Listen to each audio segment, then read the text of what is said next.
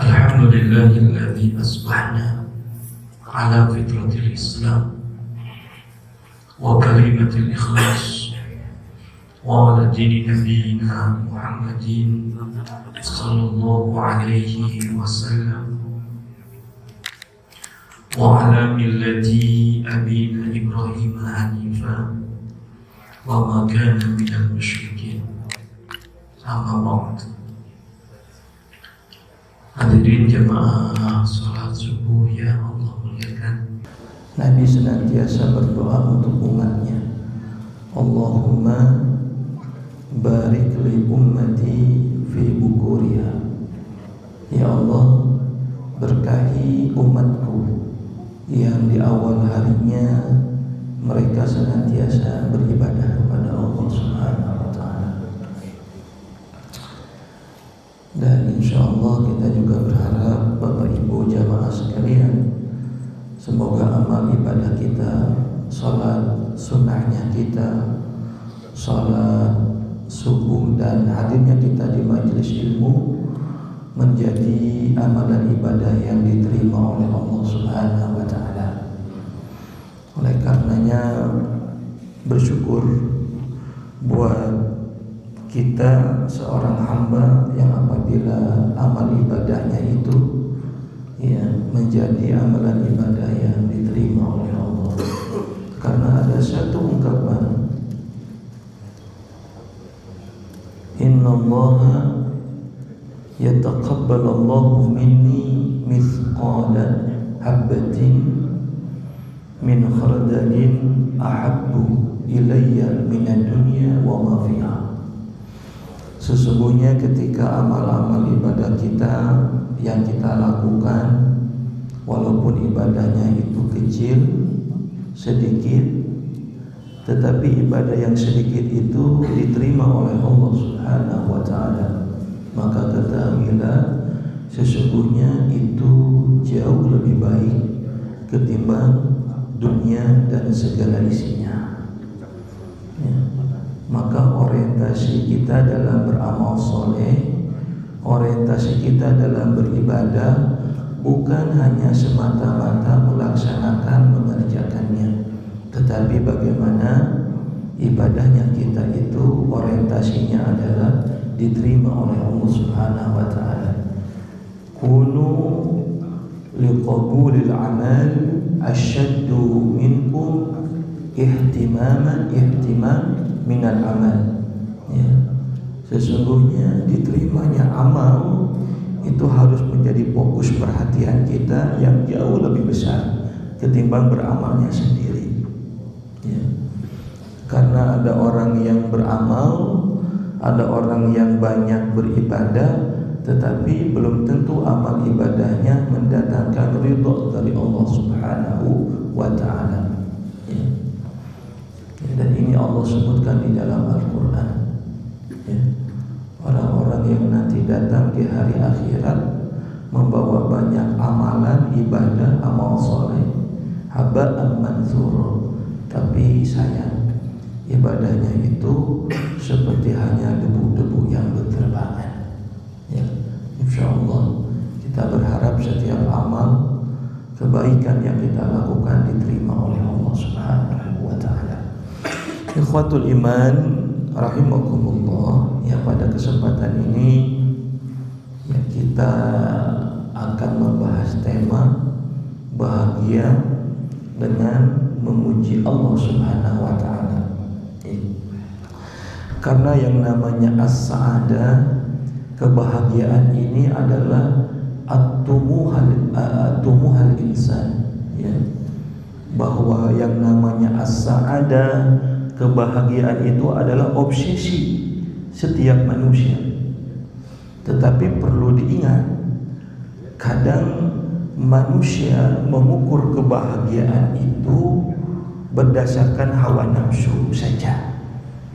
Jadi banyak orang yang melihat kebahagiaan itu parameternya adalah hawa nafsu. Maka kalau kita berdoa kepada Allah Subhanahu wa ta'ala, dan doa ini sering kita ulang-ulangi setiap harinya, boleh jadi kita tidak pernah meninggalkan doa ini. Rabbana atina fid dunya hasanah wa fil akhirati hasanah wa qina adzabannar. Kata para ulama, kalau kita perhatikan redaksi doa yang senantiasa kita panjatkan, maka di sana ya harapan, permintaan kita ya, kebahagiaan yang sifatnya dunia ya, itu diminta satu, tapi kebahagiaan akhirat dua. Satu berbanding dua. Apa kebaikan dunia? Rabbana atina fid dunya hasanah. Ya Allah, berikan kepadaku kebaikan dunia ya. Lalu kemudian kita minta wal akhirati hasanah, kebaikan akhirat ya, satu. Jadi satu-satu tuh. Tetapi ada kalimat selanjutnya waqina adzabannar, dan jauhkan kami dari neraka. Dijauhkannya kita dari siksa neraka itu termasuk bagian daripada kebaikan akhirat, betul kan? Misal Allah Subhanahu wa taala sebutkan dalam Al-Qur'an surah Al-Imran ayat 185. Kata Allah, "Faman zuhziha 'anil nar wa udkhilal jannah faqad faz wa man hayatad dunya illa mata'ul ghurur." Allah Subhanahu wa taala berfirman di dalam ayat ini, siapa mereka yang dijauhkan dari neraka ya, aninnar wa udkhilal jannah, lalu kemudian dimasukkan ke dalam surga, faqad faz, itulah kebahagiaan. Tetapi kata Allah diingatkan di penghujung ayat, wa mal hayatad dunya illa mata'ul ghurur. Hati-hati dengan kehidupan dunia yang seringkali mempermainkan kalian, yang seringkali menipu kita. Maka ikhwatul iman rahimakumullah, kebaikan di dunia harus kita harapkan. Kita minta kepada Allah, Rabbana atina fid dunya hasanah. Ya Allah, berikan kepadaku kebaikan dunia. Tetapi kebaikan akhirat dimintanya dua. Diminta dua. Wal akhirati hasanah wa qina adzabannar ya. Maka kata para ulama, sejatinya bagi orang-orang yang beriman ya, yang kita raih kebahagiaan bukan hanya di dunia ya, tetapi kita juga masih bahagia di akhirat ya. Ya'lamuna zahiran minal hayati dunya wa hum 'anil akhirati humul ghafilun. Jadi kadang manusia itu mengukur sesuatu itu dunia yang zahir, yang nampak. Wahum anil akhirati humul ghafilun. Sementara bagaimana dia hidup di akhirat, bagaimana mendapatkan nikmat di akhirat, ghafilun, mereka melalaikannya ya. Mudah-mudahan ikhwatul iman rahimakumullah ya, kalau kita mengukur bahagianya di dunia, maka insyaallah orang beriman mengukurnya tidak dengan materi, mengukurnya tidak semata-mata dengan hawa nafsu. Fitrah manusia, kalau seorang bahagia didorong karena materi, dicukupkannya kebutuhan di dunia, dilebihkan hartanya, itu manusia, itu fitrah manusia ya. Siapapun itu kan, kita juga merasa bahagia, senang ya, ya ketika mendapatkan itu semua. Tetapi bagi orang-orang yang beriman kadang masih waspada dengan kebahagiaan yang seperti itu. Umar bin Khattab radhiyallahu anhu ya, kita ketahui ya, Umar bin Khattab radhiyallahu anhu itu jadi khalifah setelah wafatnya Nabi sallallahu alaihi wasallam cukup lama. Ya, Abu Bakar Siddiq 2 tahunan lah. Umar bin Khattab ya lebih daripada 8 tahun menjadi khalifah gitu kan. Ya, dan pada masa khalifah Umar bin Khattab itu ya, kalau bisa dikatakan sejahtera lah begitu ya. Baitul Mal, Pak, numpuk ini harta di Baitul Mal ya, sulit untuk mencari mustahik ya, gitu. Ya, ini kesejahteraan dirasakan pada masa Khalifah Umar bin Khattab. Kenapa? Karena saat itu umat Islam mampu berekspansi, Pak, ya, ke Persia itu pada masa Khalifah Umar bin Khattab, sebagiannya Romawi, sehingga ghanimah yang didapati oleh kaum muslimin sangat banyak. Dan umumnya Umar bin Khattab itu kalau membagikan ghanimah ketika pada sholat subuh, Pak. Kenapa sholat subuh? Ya, karena Umar bin Khattab akan melihat kalau di sholat subuh kondisi dulu tuh umat Islam ketika dibagikan ghanimah di waktu subuh, karena di waktu itu umat Islam sholat berjamaahnya sangat banyak gitu, dibanding waktu-waktu yang lainnya. Kalau kita bagi ghanimah di waktu subuh banyak, di kita bapak ibu kebagiannya porsinya gede-gede itu kayak gitu. Kita sholat berjamaah agak padat itu kalau sholat Jumat gitu. Ketika disebutkan dalam salah satu riwayat, Umar bin Khattab saat itu mendapatkan ghanimah dari orang-orang Persia, Masya Allah, betapa banyak ghanimah itu. Tapi Umar bin Khattab hanya menyimpannya di luar masjid, nggak disimpan di Baitul Mal. Kebayang, padahal saat itu emas Persia itu emas yang terbaik. Umar bin Khattab bagaimana perhatian kepada ghanimah itu, sampai-sampai memperlakukan ghanimah itu, sampai-sampai ghanimah itu tidak disimpan di Baitul Mal. Sampai ada sahabat yang nyeletuk, "Ya Khalifah, ini ghanimah berharga, sesuatu yang sangat berharga. Kenapa engkau tidak disimpan di Baitul Mal agar aman?" Kata Umar bin Khattab, "Aku tidak ingin ini harta diperlakukan oleh orang-orang yang beriman berlebih-lebihan.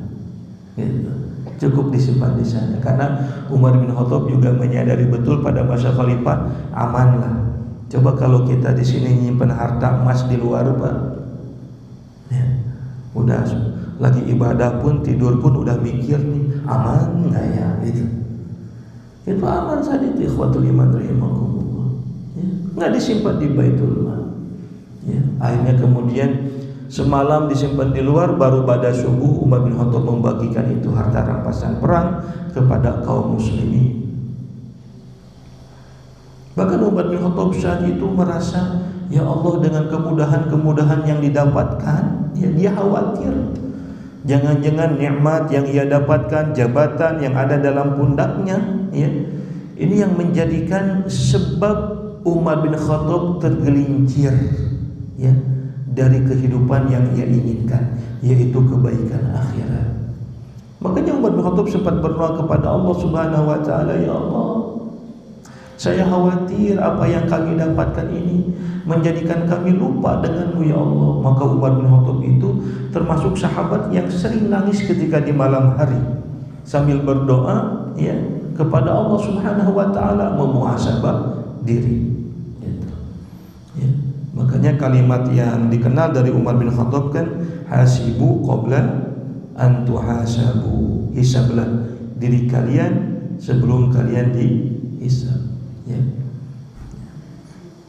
Juga khawatir nikmat ini menjadikan kita lalai. Kullu ni'matin la tuqarribu minallah fahiya baliyatun. Hati-hati. Nikmat yang ada pada kalian itu akan dihisab oleh Allah, jangan sampai menjadi musibah bagi kita. Nah, ikhwatul iman rahimakumullah, maka bagi seorang mukmin itu dalam kondisi apapun harus memiliki dua hal yang ada pada diri kita. Apa dua hal itu? Yang pertama alhamdu, yang kedua wasyukru. Makanya kita kan seringkali mendengar Bapak Ibu jamaah sekalian, alhamdulillah wasyukru lillah. Alhamdu dengan syukur itu berbeda, Pak. Apa itu alhamdu? Alhamdu itu memuji, pujian, memuji Allah, wa syukru, syukur. Tetapi secara bahasa alhamdu dengan wasyukur itu berbeda. Ya, tetapi dua hal ini harus ada pada diri kita. Bagaimana di dalam diri kita ada alhamdu, bagaimana di dalam diri kita ada wasyukru, gitu. Ya. Imam Ibnu Katsir, begitu juga Imam At-Tabari, ya, melihat ada perbedaan antara alhamdu dengan wasyukru, memuji dengan syukur. Paling tidak ada dua perbedaan. Kata alhamdu dan syukur. Apa perbedaan yang pertama? Ya, kalau alhamdu itu, ya, kalau kita memuji, ya, maka dengan alhamdu itu melibatkan dua hal. Apa yang dilibatkan ketika kita alhamdu?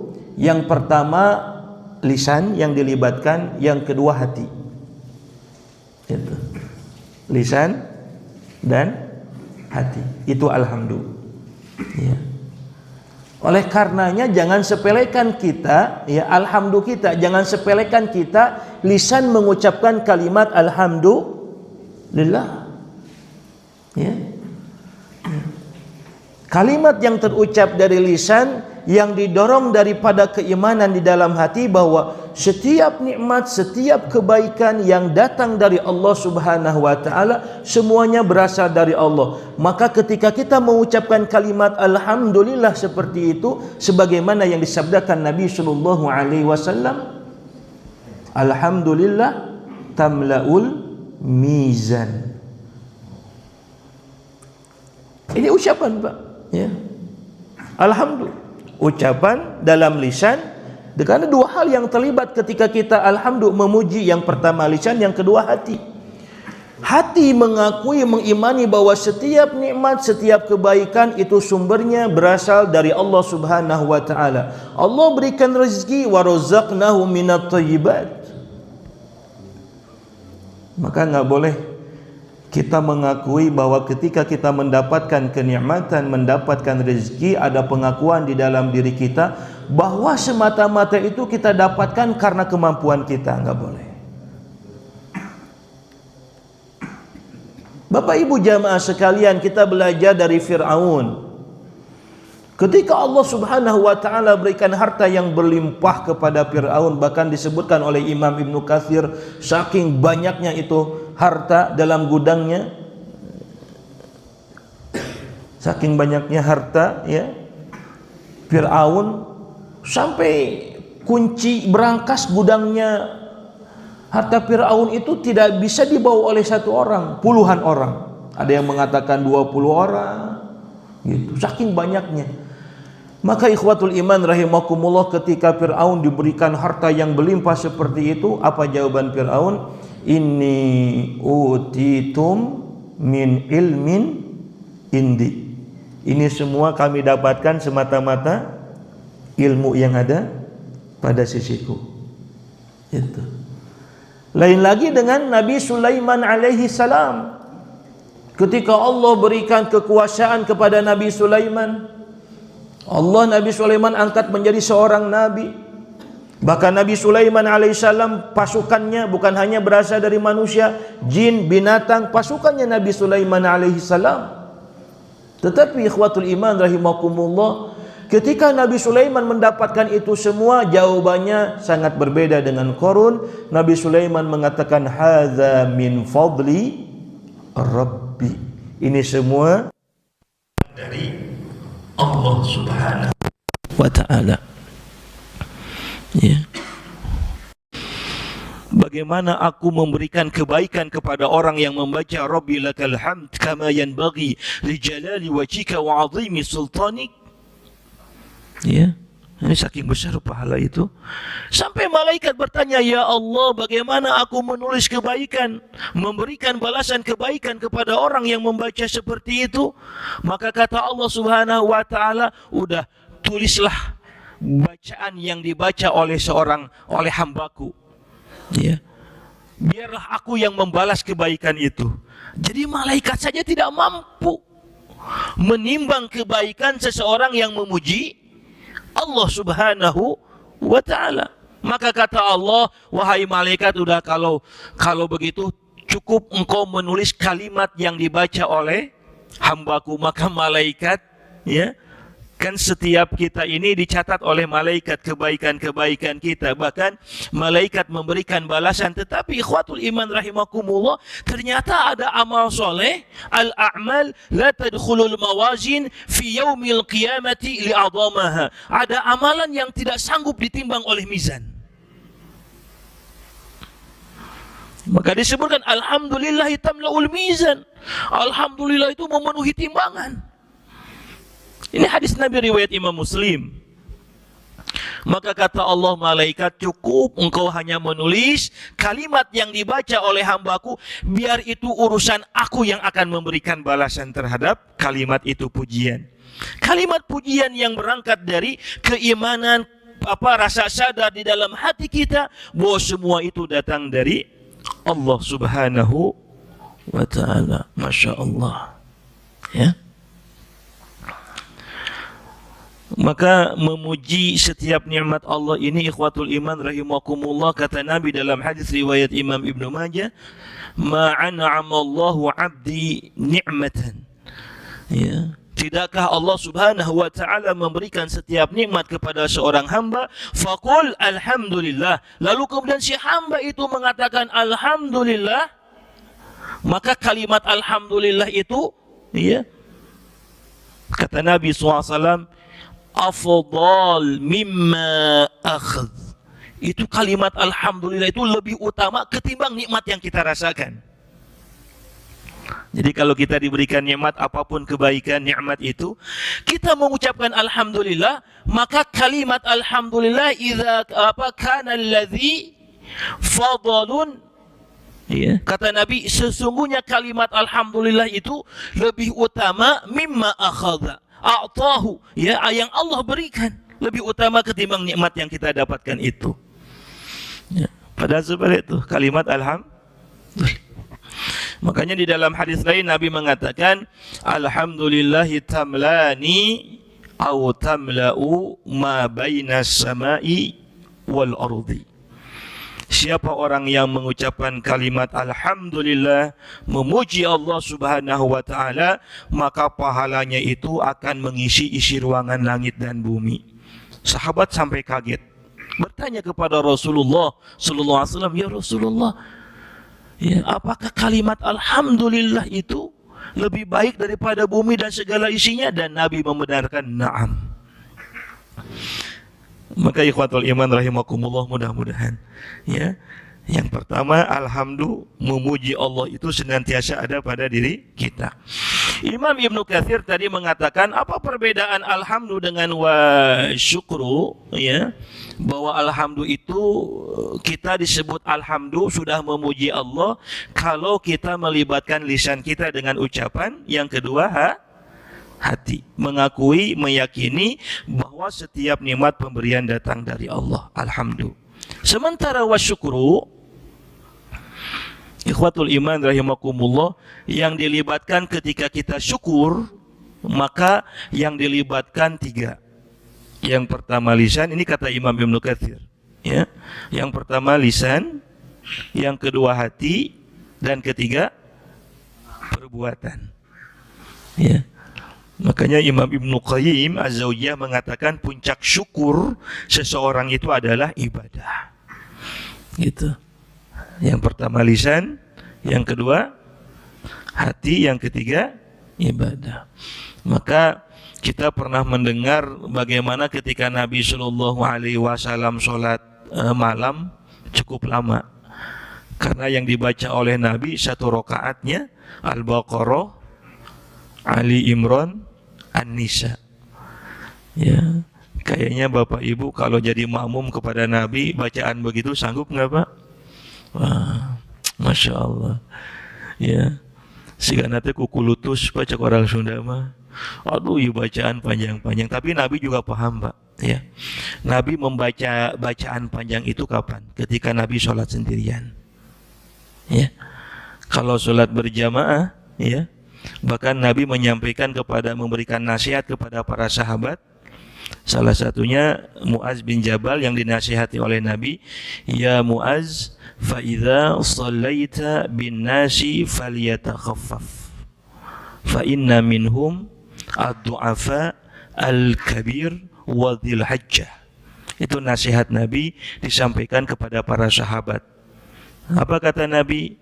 "Wahai Muaz, kalau engkau sedang mimpin solat, kalau engkau jadi imam solat, ya, lalu di belakangmu ada manusia, ada makmum yang lainnya, maka falyatakhaffaf, ringankanlah bacaan solatmu." Maksud diringankan di sini, pendekkan bacaan solatmu. Kenapa?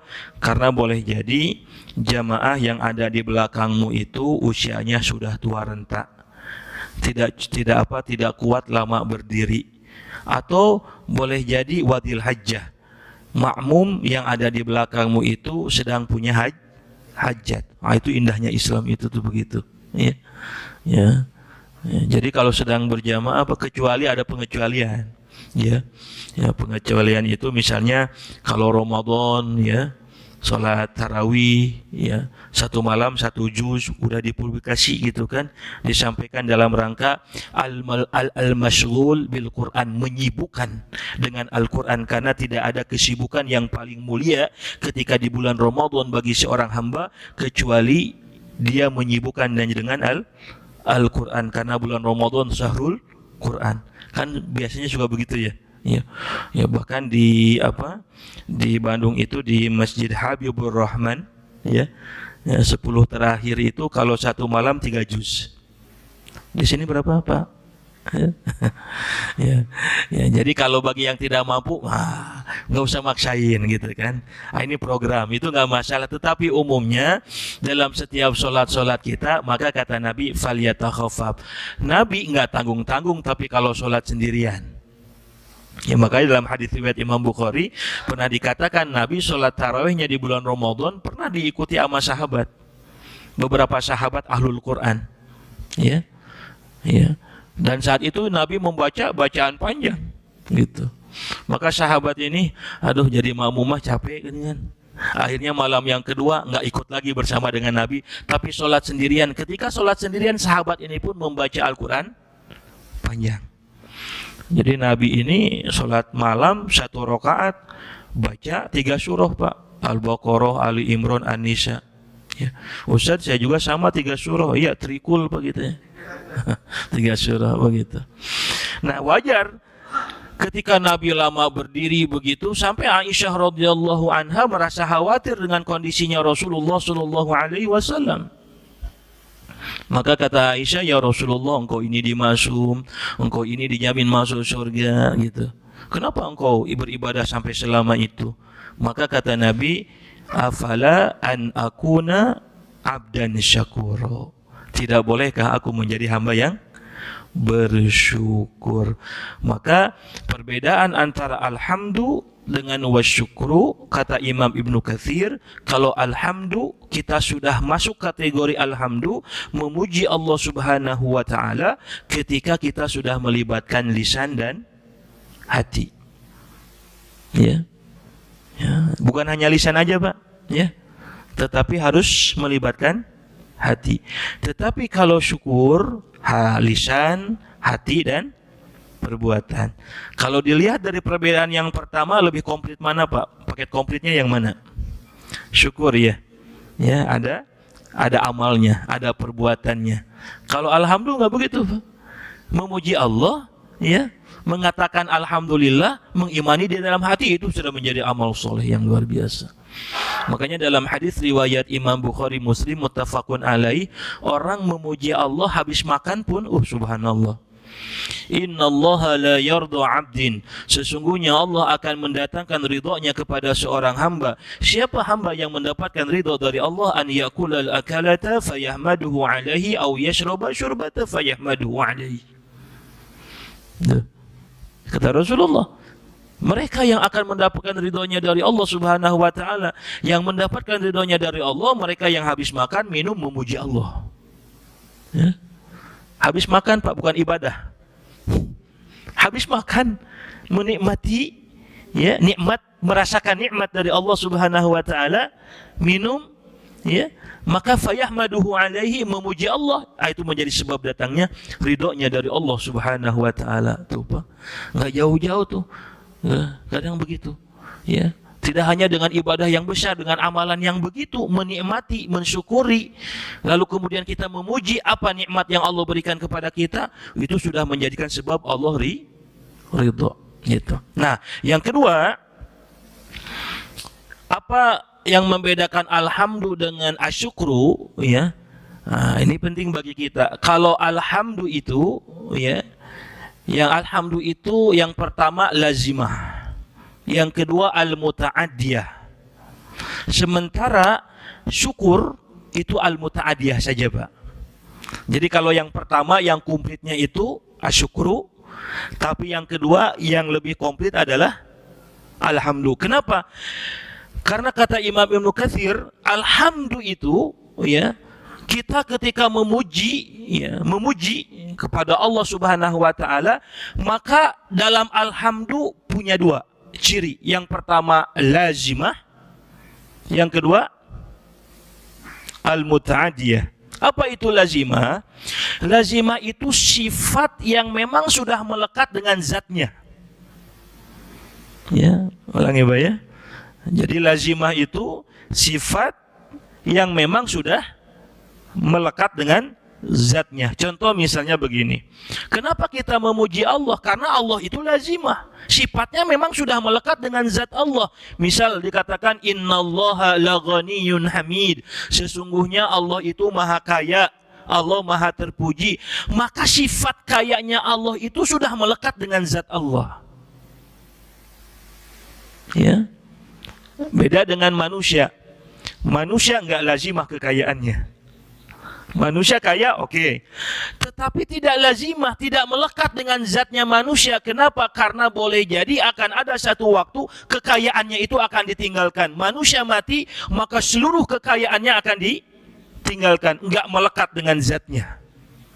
Paham maksudnya, Pak? Atau yang kedua, manusia belum mati, tetapi kekayaannya sudah bisa habis. Sekarang kaya, besok lusa, kan banyak begitu Pak kasus. Sekarang kaya, besok lusa kekayaannya udah hilang, gitu, ya.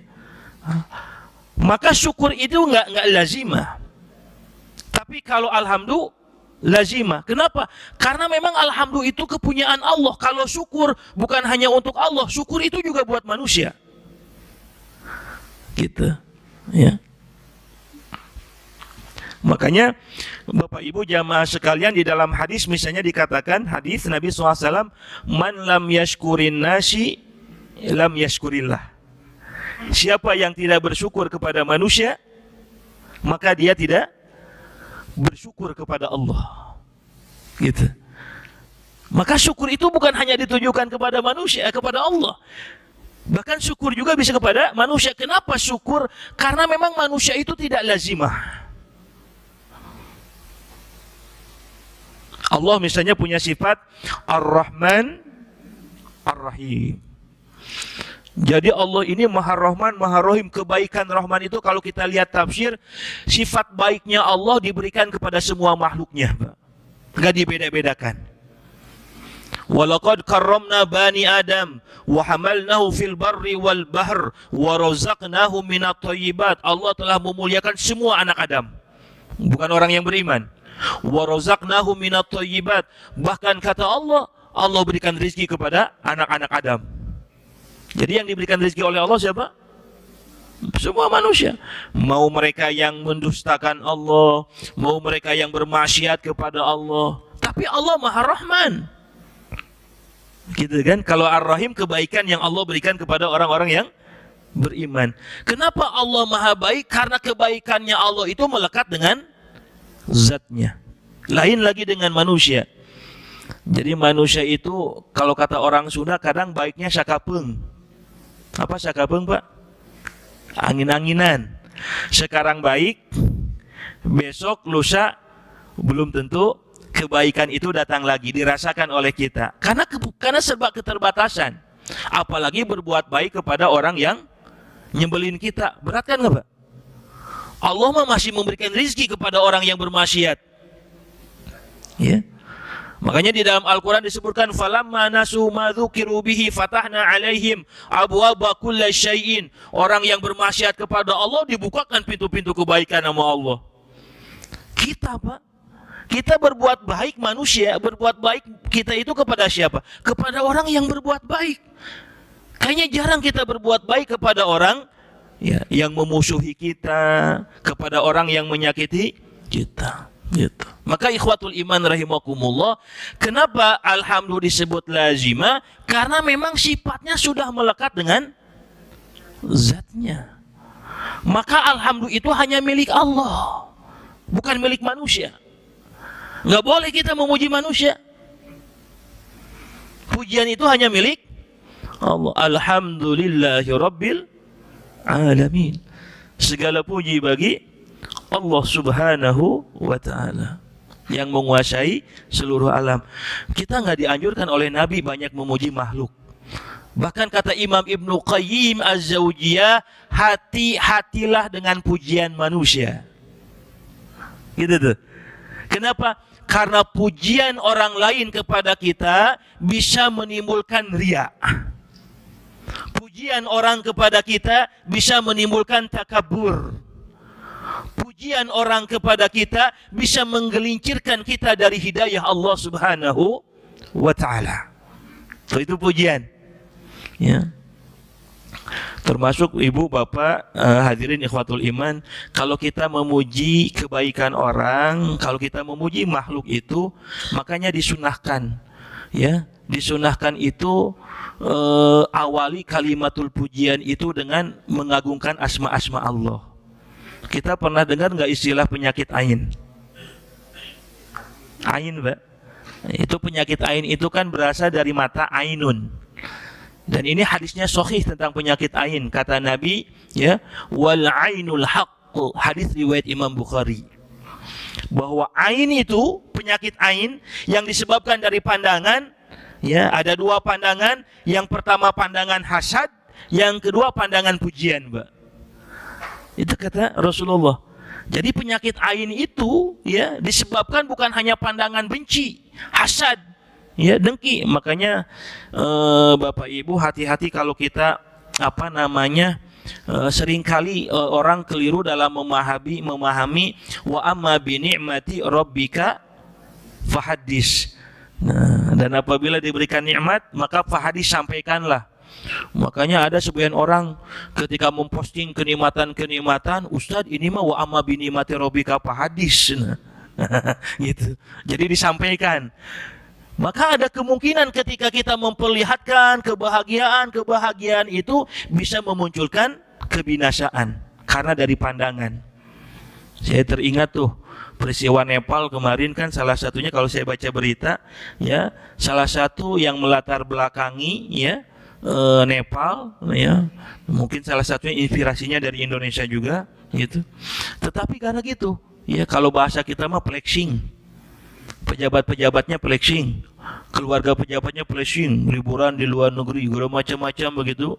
Kondisi rakyatnya sementara sengsara, sampai istrinya Perdana Menteri dibakar, kan begitu ya di berita, ya. Sampai ditelanjangin Perdana Menterinya, diudah gitu kan, ya. Kenapa? Karena flexing tadi. Makanya tidak semua orang senang melihat kebahagiaan yang kita, kenikmatan yang kita rasakan. Makanya tahadus bin nikmat itu bukan seperti itu. Wah, postingan, hati-hati. Atau yang kedua, ikhwatul iman rahimakumullah, orang bisa jadi melihat kenikmatan itu dengan kacamata hasad, dengan pandangan hasad, atau yang kedua orang melihat nikmat yang kita dapati, ya, melihatnya dengan pandangan pujian. Nah, itu juga nggak boleh.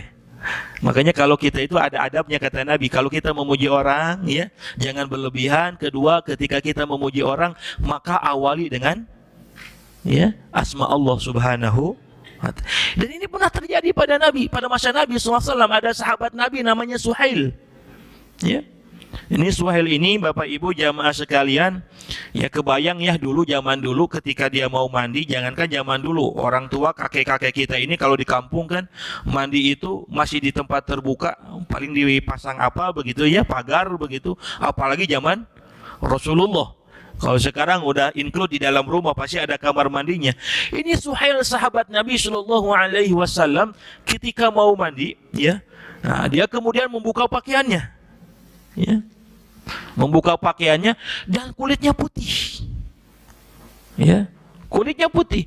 Maka ada salah seorang sahabat Nabi namanya Amir bin Rabi'ah memandang kulitnya Suhail. Apa kalimat yang keluar dari lisannya? Pujian. Ya, wih, itu kulit bodas gitu, mulus begitu. Ya, walaupun atasannya aja yang kelihatan begitu, tetapi pujian itu menyebabkan Suhail setelah mandi sakit. Dan ini kemudian terdengar kabar ini oleh Rasulullah SAW. Bahkan Rasulullah memarahi Amr bin Rabi'ah. Kata Rasulullah, ya Amr, kenapa engkau membinasakan saudaramu sendiri dengan pujianmu? Coba ingat, Pak. Itu hadis bisa menyebabkan penyakit ain. Ya. Ada lagi, ini bukan hanya terjadi kepada manusia, terjadi kepada unta. Jadi ada unta sahabat ini, untanya gede, gemuk gitu kan, ya. Ketika ada sahabat lain melihat untanya sahabat ini, lalu takjub, memuji gitu kan. Wih, eta unta euy alus pisan. Gitu bahasa kita, ya. Udah mau gede gitu kan. Wah, cakep nih unta. Ikhwatul iman rahimakumullah, ketika sahabat ini memuji unta, bukan manusia, unta, maka untanya seketika sakit. Lalu apa kata Nabi? Nabi SAW memerintahkan sahabat yang memuji unta ini untuk berwudu, dan air wudunya, ya, maka ini salah satu cara menterapi orang yang punya penyakit ain, gitu. Ya, di samping diruqyah, ini karena hadis Rasulullah SAW, orang yang memuji ini oleh Nabi SAW disuruh untuk berwudu, dan air wudunya digunakan untuk memandikan unta yang terkena itu. Ini hadis Rasulullah SAW. Gitu. Tapi kan kita susah apa ya? Sahanu muji orang gitu kan, ya, disuruh mandi, maka mandi wudunya, air bekas mandi, air wudunya dipakai untuk memandikan ya kita, gitu. Nah, itu. Maka ikhwatul iman rahimakumullah, ketika air wudu, bekas air wudunya dimandikan kepada unta itu, unta jadi sembuh. Mungkin sekilas kayak irasional begitu, tetapi sesungguhnya ini berbicara tentang alhamdulillah. Sesungguhnya yang berhak dipuji itu bukan makhluk. Yang berhak dipuji itu adalah Allah Subhanahu wa Ta'ala, begitu. Ya. Maka kalau alhamdulillah itu tadi, ya, yang pertama lazimah, sifatnya melekat dengan zatnya, dan itu hanya milik Allah. Ya, Bapak ganteng tuh nggak melekat loh, Pak. Ibu cantik, maka kegantengan, kecantikan kita nggak melekat dengan zatnya. Kenapa? Karena akan ada satu waktu kegantengannya itu hilang. Akan ada satu waktu kecantikannya juga itu hilang. Maka manusia enggak lazimah, syukur itu enggak lazimah. Ya.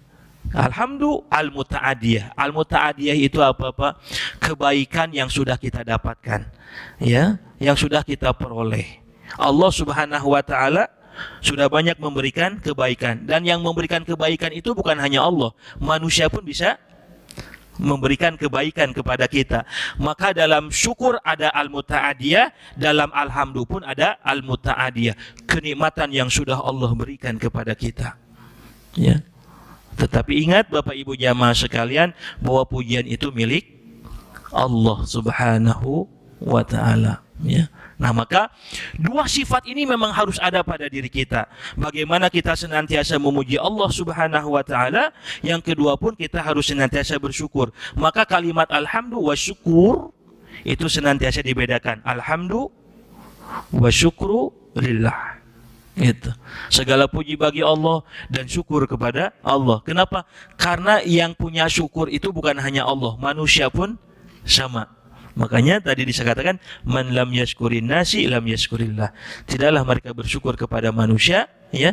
Siapa yang tidak bersyukur kepada manusia, maka hakikatnya dia tidak bersyukur kepada Allah Subhanahu wa Ta'ala. Maka ikhwatul iman rahimakumullah, kenapa ketika kita senantiasa memuji mendatangkan as-sa'adah, mendatangkan kebahagiaan, gitu, ya. Bukankah Nabi Shallallahu Alaihi Wasallam bersabda di dalam hadisnya, ajaba amrul mu'min, Urusannya orang-orang beriman itu semuanya kebaikan. Inna likulli amrin kulluhu lahu khair. Semua yang ada pada orang-orang yang beriman itu adalah kebaikan. Hatta kita pun mendapatkan kesulitan, kita mendapatkan ujian. Tapi kalau kita senantiasa memuji Allah Subhanahu wa taala, maka kata para ulama, orang yang senantiasa memuji Allah, di samping mereka mengimani di dalam hati, pengakuan di dalam hati bahwa setiap kebaikan datang dari Allah, kalau orang senantiasa memuji Allah, yang dilihat adalah karunia-Nya Allah, bukan dilihat daripada kekurangannya. Pak, kalau nggak ada memuji Allah, Pak, kalau tidak ada memuji kepada Allah Subhanahu wa taala dalam kehidupan kita, terkadang kita fokus dengan kekurangan. Kalau kita fokus dengan kekurangan, hidup kita jadi gelisah. Makanya ada sahabat Nabi Shallallahu Alaihi Wasallam, bukan sahabat, tabiin, namanya Urwah bin Zubair. Urwah bin Zubair ini putra dari sahabat Nabi yang bernama Jubair bin Awam. Ya, jadi seorang tabiin. Suatu saat Urwah bin Zubair itu dari Madinah, dia berjalan ke Damaskus menemui salah seorang khalifah namanya Walid bin Abdul Malik. Di tengah perjalanan, ikhwatul iman rahimakumullah, terkena penyakit, ya, sakit pada kakinya. Ya, Urwah bin Zubair merasakan sakit pada kakinya. Ketika sudah datang ke tabib, apa rekomendasi dari seorang tabib kepada penyakit yang dialami oleh kakinya Urwah bin Zubair?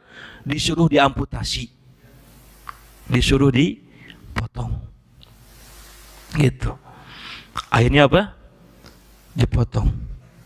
Ya, bahkan disebutkan dalam riwayat Urwah bin Zubair itu ketika dipotong, ya, kalimat yang keluar dari lisannya itu kalimat alhamdulillah. Apakah bayang, Pak, ya? Kita kalau sedang begitu, kalimat apa yang keluar, Pak? Astagfirullah, nggak apa-apa, memang baik juga gitu kan. Tapi Urwah bin Zubair ketika diamputasi kakinya, kalimat yang keluar dari lisannya itu adalah alhamdulillah. Maka kalimat yang keluar dari lisannya Urwah bin Zubair, Allahumma lakal hamd. Ya Allah, sungguh Engkaulah yang terpuji. Allahumma lakal hamd. Kanali, ya, arba'atu. Kata Urwah bin Zubair, sesungguhnya engkau telah memberikan sebelumnya 4 anggota, 2 kaki, kemudian 2 tangan.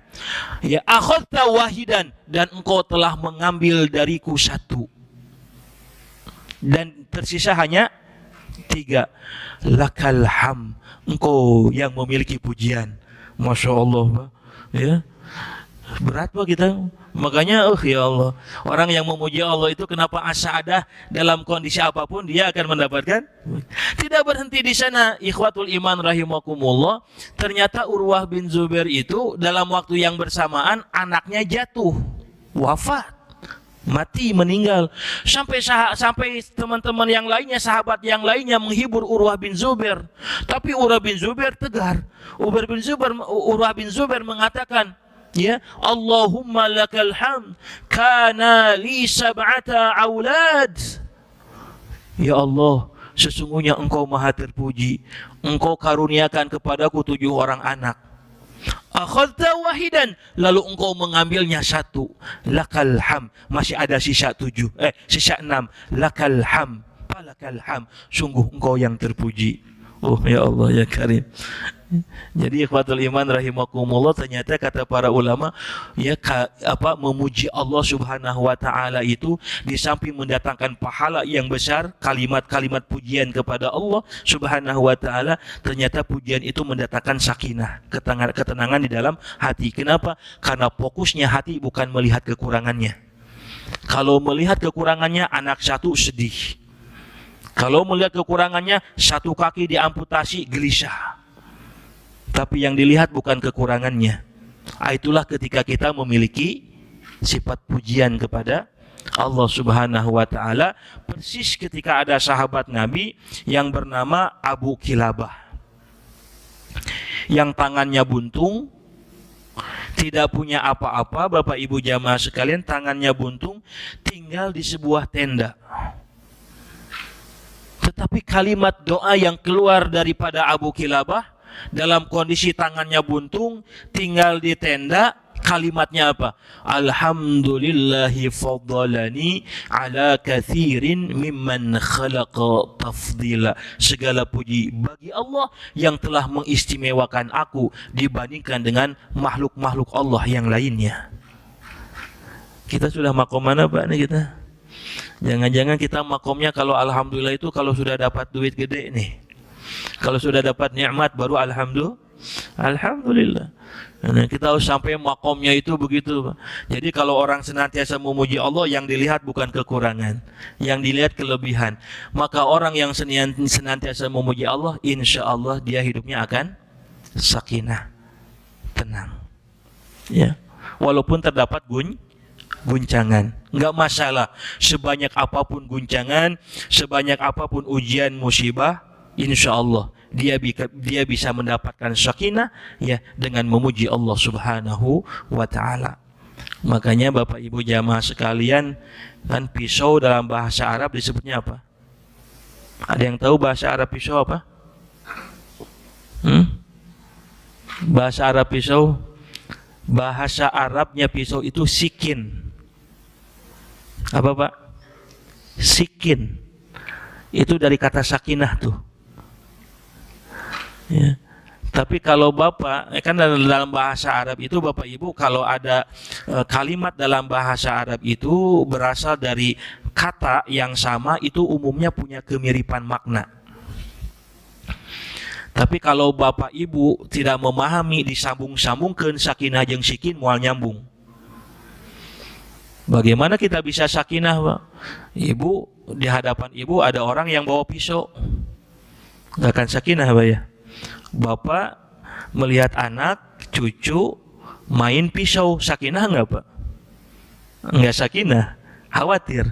Tetapi kenapa pisau disebut dengan sikin? Bapak Ibu jamaah sekalian, ini kata para ulama, kenapa disebut dengan sikin pisau itu? Penyambung sakinah sesungguhnya. Oh ternyata Bapak Ibu jamaah sekalian, kenapa pisau itu disebut dengan sikin? Orang-orang Arab itu dulu kalau dia mau menyembelih binatang ternak, kambing, unta, maka sebelum disembelih itu umumnya kambing, unta itu dalam keadaan meronta-ronta. Cek orang Sunda mah oseh-osehan, Pak. Nggak mau diem. Nah, ketika pisau sudah didekatkan, kemudian lehernya disembelih, kambing atau unta, maka si unta kambing itu tidak lagi oseh-osehan, sakinah, diam.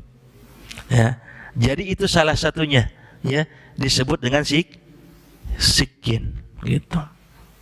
Nah, begitu juga kita Pak mendapatkan sakinah itu nggak ujuk-ujuk. Boleh jadi ada gejolak dalam kehidupan kita. Mungkin tadi sebagaimana Urwah bin Zaid mendapatkan beragam ujian, beragam musibah, tapi masih kalem, sakinah. Kenapa orang bisa mendapatkan sakinah? Karena ada ta'liful qalb, ada ikatan hati dengan Allah Subhanahu wa taala. Dan ikatan hatinya dia dengan Allah Subhanahu wa taala salah satunya dengan alhamdulillah, memuji Allah Subhanahu wa taala. Alhamdulillahi ala kulli hal, memuji Allah dalam setiap keadaan.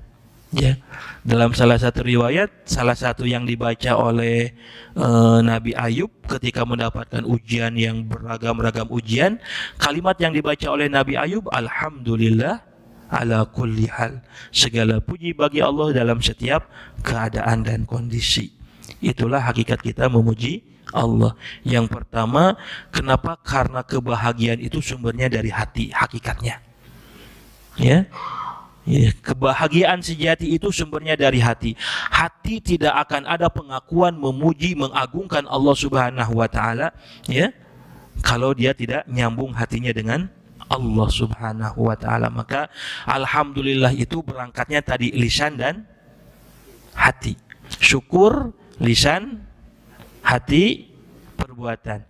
Kalau alhamdulillah lazimah, muta'adiyah.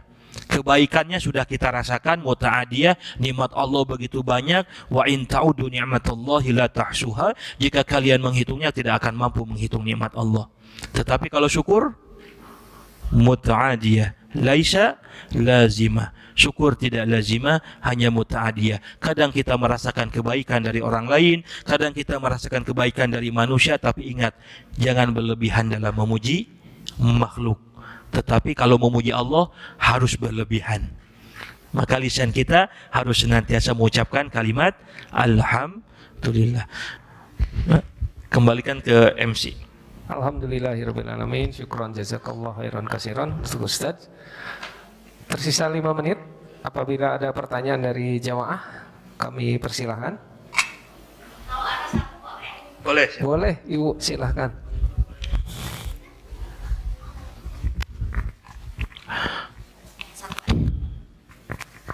Bismillahirrahmanirrahim.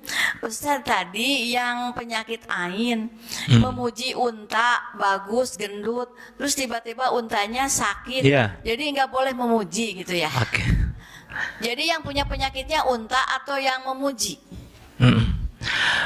Ibu, Nabi mengingatkan ya, ain itu, penyakit ain itu dari pandangan, tetapi dampaknya dirasakan oleh yang dilihatnya, ya, yang dilihatnya dampaknya. Maka hati-hati dengan ain. Bahkan kata Nabi di dalam hadis, puncak ain itu bisa menyebabkan kematian seseorang. Nah, makanya bukan nggak boleh memuji. Maka tadi saya sampaikan Bapak Ibu jamaah sekalian, kalau memuji makhluk disunahkan ya, kita menyertai dengan kalimat-kalimat asmaul husna, asma-asma Allah. Nah, itu. Jadi kalau kita melihat, punten Bu nih ya, punten. Kadang kita melihat ibu misalnya melihat anak teman yang lucu gitu ya. Ya, ini lucu begitu. Nah, ini sebisa mungkin disunahkan ketika kita memuji anak yang lucu, apapun yang kita puji, ya, maka disunahkan membersamai dengan asma Allah. Subhanallah, itu tuh ya. Subhanallah lucu, itu bagus sudah. Gitu. Nah, kadang kita lupa, Pak, ya. Kadang kita lupa menyertakan asma Allah. Bahkan kalau Bapak Ibu baca tentang ain itu, ternyata ain itu pun ya bisa sampai kepada benda mati. Benda mati, Pak. Ya, orang kagum dengan benda mati. Ya, ini pernah terjadi gitu kan. Ya. Nah, itu juga makanya saya melihat nih, sebagian orang kalau di mobil di belakang ada tulisan Masya Allah, Tabarakallah gitu kan. Itu pun untuk menjaga ya pandangan-pandangan begitu. Karena ternyata ain itu bukan hanya kena kepada benda hidup, tapi sampai kena ke benda mati begitu. Ya, boleh memuji, boleh, satu, tidak berlebihan. Boleh memuji, boleh, tetapi menyertakan asma Allah. Kalau menyertakan asma Allah, seolah-olah pujian itu dikembalikan kepada Allah. Subhanallah, Masya Allah. Jadi yang memberikan anak itu lucu siapa? Allah begitu. Nah, ini sepele, Pak. Ya, sepele gitu kan. Ya, tetapi memang hadisnya ada. Gitu. Oleh karenanya, kenapa Nabi melarang banyak pujian kepada manusia? Karena pujian kepada manusia itu menggelincirkan. Siapa yang tergelincir? Bukan yang memujinya.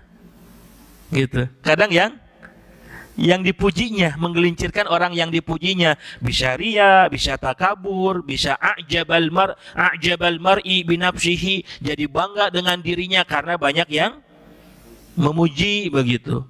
Makanya kata Nabi SAW dikatakan salasatun muhlikatun, ada 3 yang menjadikan manusia binasa. Satunya apa? Al-i'jabil mar'i binafsihi, ketika orang sudah membanggakan dirinya.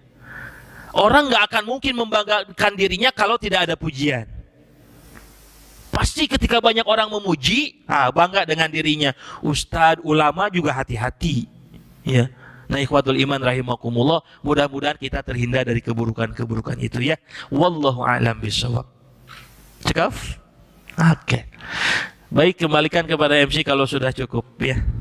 Baik Bapak Ibu jamaah sekalian, barangkali ini yang bisa disampaikan, udah hampir 1 jam. Mudah-mudahan ada manfaatnya. Wal afa minkum. Assalamualaikum warahmatullahi wabarakatuh.